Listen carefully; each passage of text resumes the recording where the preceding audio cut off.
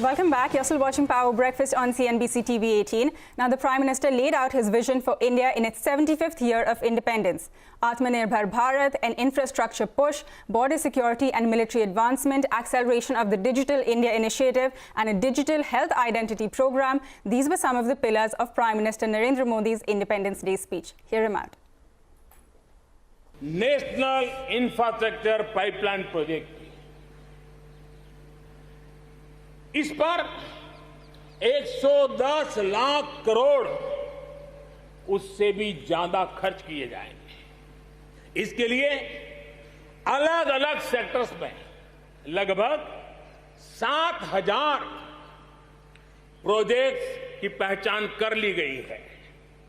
इससे देश के ओवरऑल इंफ्रास्ट्रक्चर डेवलपमेंट को एक नई दिशा भी मिलेगी, एक नई गति भी मिलेगी।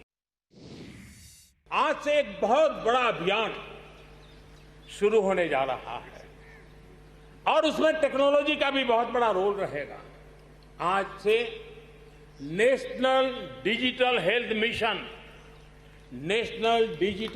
मिशन उसका भी आरंभ किया जा रहा है। भारत के हेल्थ सेक्टर में ये एक नई क्रांति ले आएगा। इलाज में आने वाली परेशानियां कम करने के लिए टेक्नोलॉजी का बहुत सुविचारित रूप से उपयोग होगा। All right, so you heard Prime Minister Modi talking about launching the National Health ID program. Now, after that, we did speak to some leading players in the pharma industry to decode the PM's vision for the healthcare sector. Here is what they had to say. Coronavirus has brought in a huge focus on health and the importance of having a health mission. He referred to Ayushman Bharat. I particularly liked his announcement of the National Digital Health Mission, because I think without a digital backbone, without a digital health card, you really can't make a huge difference to healthcare in delivering healthcare to this country. This initiative on the digital health, and particularly putting all the data into a kind of a repository, and also ability to use it as and when required by individuals, is going to be a big step forward. I think that would generate a lot of epidemiologic data. We will be able to understand the healthcare need of the country, which is the area where we need to really focus from a healthcare perspective. We also would be able to understand the disease pattern and kind of research which is required to be done.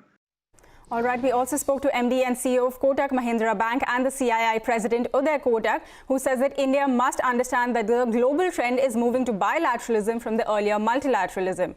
Speaking to Shireen Pan, he hits out at China and says that it has used disruptive strategy to enter markets like India and destroy domestic manufacturing. We have to go out there and ensure we build manufacturing in a brief period while we control manipulative imports. Some countries, and particularly China, have used a disruptive strategy to enter markets, including the Indian markets, and then find a way to underprice in the early stages, capture the market, destroy domestic manufacturing, and thereafter increase prices over time. This is a pattern we have seen from some countries, and India has had a suffering because of that. Therefore, in building an India, we need to ensure that any manipulative pricing or countries which are running that entire economic agenda from state capitalism with politics at the heart of it as well is not using that platform to basically destroy domestic manufacturing. Do whatever it takes for driving exports, because that is the true test of a nation. Therefore, boycott, say for example, Chinese goods.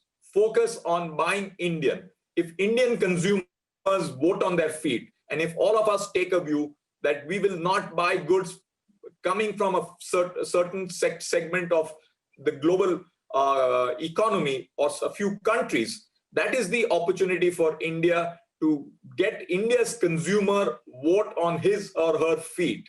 And if that happens, it is the best form of boycott. It is the consumer's free will and choice which has enabled the building of domestic manufacturing. Unfair competition is not a part which is acceptable.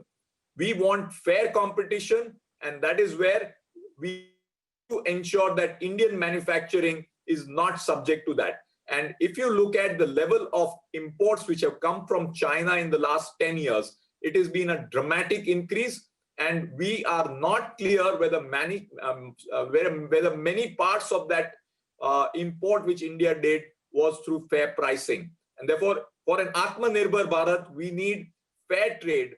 And that is extremely important for ensuring domestic manufacturing has a hope.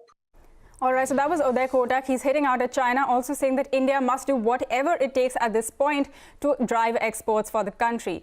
Now, shifting focus, let's also talk about some stocks that will be reacting to earnings now.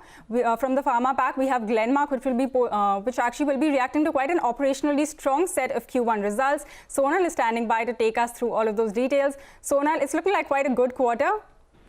Good morning, Pavitra. Absolutely. It was quite a beat on all parameters, and operationally it was a strong quarter. Gross margins, in fact, expanded to 72% this time around. So revenue growth of 1%, slightly lower than street expectations, but EBITDA grew 40% at 478 crore rupees versus an expectation of 350 crores, and margins were the biggest beat this time around. There was an expectation of flattish margins, but there has been a huge expansion of almost 600 basis points on a YOY basis. Profits also are higher by 133%. If we quickly take a look at the geographies, while some of them have disappointed, rest of the world sales down 18%, latent sales down 19%, but India's sales have done decently well despite it being a muted quarter for the Indian geography, up around 4%. US sales were also up around 2% this quarter. Apart from that, good set of numbers, but do remember the stock is in F&O ban, so let's see which way it reacts today. Back to you. All right, Sonal, thanks a lot for taking us through all of those details from Glenmark's performance. Now, one of the overhangs in the stock market today is the Telecom case that the Supreme Court will be hearing later in the day. Now, the Apex Court on Friday had directed resolution professionals of insolvent telecom companies to furnish details on the use of spectrum. It has also sought details of the spectrum sharing agreement between Jio and Reliance Communications. Now, taking an aim at the Insolvency Code, the Apex Court observed that dues arising out of natural use of public resources cannot be merely operational dues. All right, with that, let's slip into a short break now. Up next, we get you cues from the commodity market. Stay tuned for that.